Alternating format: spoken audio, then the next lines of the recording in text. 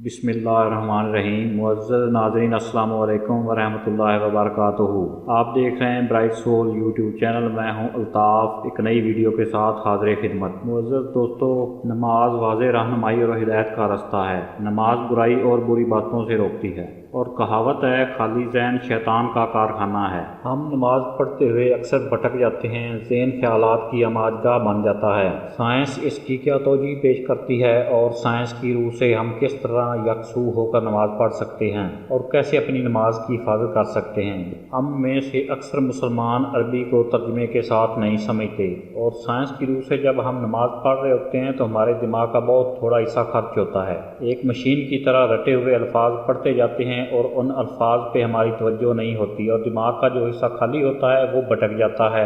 नमाज पढ़ते हुए एक तालिब इल्म सोचता है, इम्तिहान में जो सवाल मैंने हल किया वो वैसे ना लिखता, ऐसे लिखता तो वो सही होता।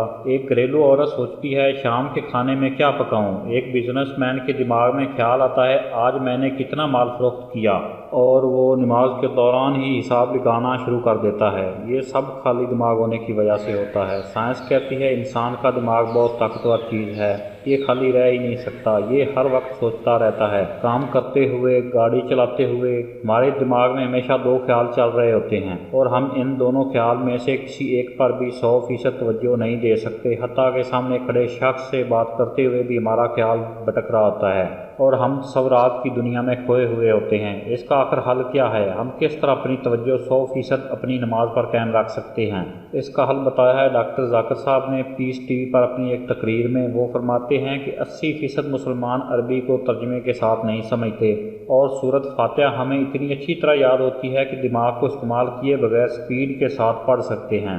इस वक्त हमारा दिमाग बहुत कम इस्तेमाल होता है और बाकी हिस्सा खाली रहता है। उस खाली हिस्से को कैसे मसरूफ़ किया जा सकता है? इसका हल ये है कि आप जो आयात दौरान नमाज पढ़ते हैं साथ साथ उनका तर्जमा अपनी मादरी ज़बान में दोहराते जाएं। जैसा कि आप पढ़ते हैं बिस्मिल्लाहिर्रहमानिर्रहीम, तो इसके साथ आप उसका तर्जमा दोहराएं, जैसा कि शुरू अल्लाह के नाम से जो बड़ा मेहरबान नहायत रहम वाला है। अल्हम्दुलिल्लाह रब्बिल आलमीन, तमाम तारीफ़ें अल्लाह ताला के लिए हैं जो तमाम जहानों का पालने वाला है।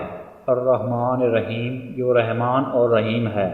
मालिक यौमिद्दीन, क़यामत के दिन का मालिक है। इय्याका नअबुदु व इय्याका नस्तईन, हम सिर्फ तेरी ही इबादत करते हैं और तुझसे ही मदद चाहते हैं। इहदिनस सिरातल मुस्तकीम, हमें सीधा रास्ता दिखा।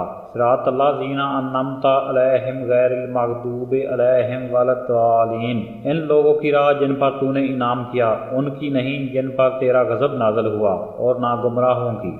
नाज़रीन, आपने नमाज को तर्जमे के साथ पढ़ा। कुछ अर्सा आप पढ़ते रहेंगे, आप इसके भी आदी हो जाएंगे और ज़हन फिर से भटकने लगेगा।